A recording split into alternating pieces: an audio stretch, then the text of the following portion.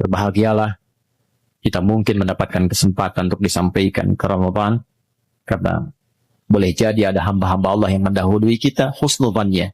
Lihatlah sejak Rajab, Sya'ban, saya selalu mengamati dengan singkat, banyak orang-orang baik pulang. Ulama, orang saleh, orang baik. Mungkin Allah sesuai dengan ajal mereka mewafatkan mereka ini karena sudah dipandang cukup baik, terampuni dosanya, dan layak untuk pulang dalam keadaan husnul khatimah. Kita masih membutuhkan Ramadan untuk memperbaiki keadaan kita sebelum pulang kepada Allah.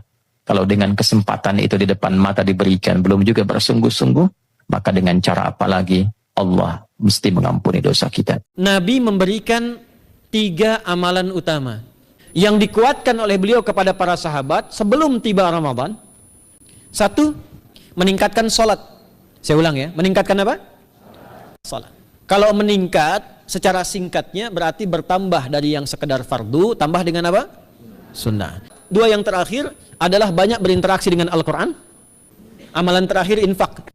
Orang yang mampu menghidupkan ibadah malam, jangan salah ya, nanti kita mulai puasa, insya Allah yang pertama dimulai ibadah malam. Qiyam, bukan siam. Jadi jangan terlampau soleh, puasanya nanti nunggu fajar. Malam itu qiyam. Nah, qiyam ini ada potensi ampunan dosa, Pak Bu. Jadi kalau kita manfaatkan ibadah ini dengan benar, misal ya, kita kan nggak tahu ajal nih. Tiba kemudian kita manfaatkan qiyam bangun, ditunaikan dengan benar, itu Masya Allah. Meninggal misal dalam sujud. Itu jaminannya, ghufira lahu ma taqaddama min dzambi. Siapa yang benar ibadah qiyamnya sampai detik itu ditunaikan karena imannya, ikhlas karena Allah, saat bersamaan dia introspeksi diri, begitu dia tunaikan, misal dia meninggal, misal saja, semua dosa-dosa yang pernah dia tunaikan diampuni pada saat itu. Ramadan itu keutamaannya, kalau sudah tiba Ramadan, itu selalu kita terdorong pada yang saleh dan tertahan untuk yang salah. Itu hebatnya puasa Ramadan. Kalau nggak percaya silahkan Pak Ibu sekalian. Cuman Ramadan yang saat datang waktunya bisa menghentikan orang berbuat maksiat. Nggak percaya cek. Orang yang punya sifat marah semarah-marahnya, itu saat Ramadan bisa berhenti marah. Buka jam 6 kurang seperempat, ada yang provokasi. Dia bisa tahan marah tuh, istrinya bingung, tumben Pak nggak marah, ntar habis maghrib. Bisa ditahan.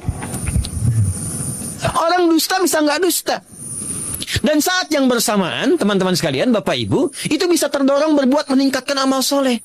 Sekarang kita keluar dari sini, ada yang minta, belum tentu dikasih. Nanti Ramadan tiba, sudah nyatat berapa yatimnya, berapa du'afanya. Amal soleh naik.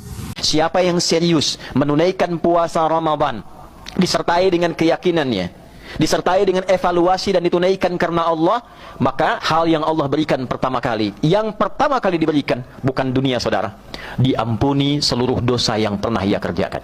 Siangnya ada dosa, malamnya dia bangun tarawih, dia minta kepada Allah. Hadis yang kedua sahih, man qama ramadhana imanan wahtisaban ghufira lahu ma taqaddama min dzambi. Siapa yang malamnya bangun bermunajat dia kepada Allah, Allahumma innaka karim tuhibbul afwa fa'fu anni ya karim. Ya Allah, aku mengetahui ya Rahman, aku mendalami ya Rahman, aku meyakini ya Allah, aku banyak berbuat salah, hamba banyak berbuat dosa, banyak berbuat maksiat, tapi aku punya keyakinan yang dalam, rahmatmu begitu luas, maka malam ini ya Allah, dengan rahmatmu ampuni segala dosa hamba, hapuskan kesalahan hamba, diampuni dosa-dosanya pada saat itu semua tanpa kecuali.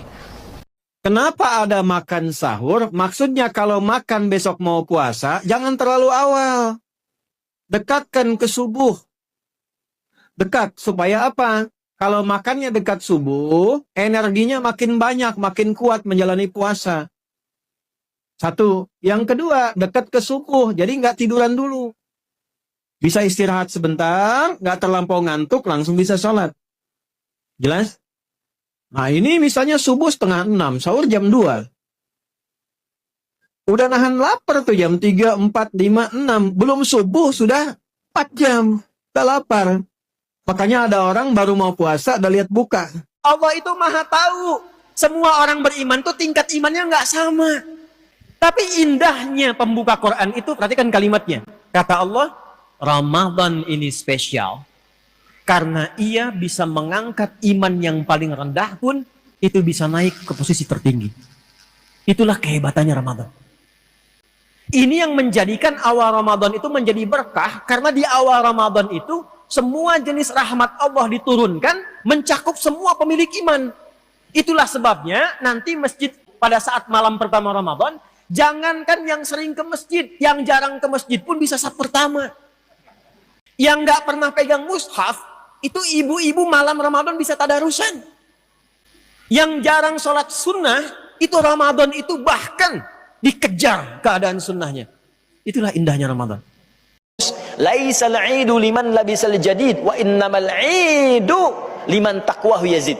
Kata para ulama, Idul Fitri itu bukan karena bagusnya pakaian berganti, bukan karena makanan dinikmati, tapi Id yang sesungguhnya bagi orang-orang yang takwanya bertambah, kedekatan Allahnya meningkat, kedekatan dengan Allahnya meningkat, dan hidayahnya didapatkan dalam kehidupannya.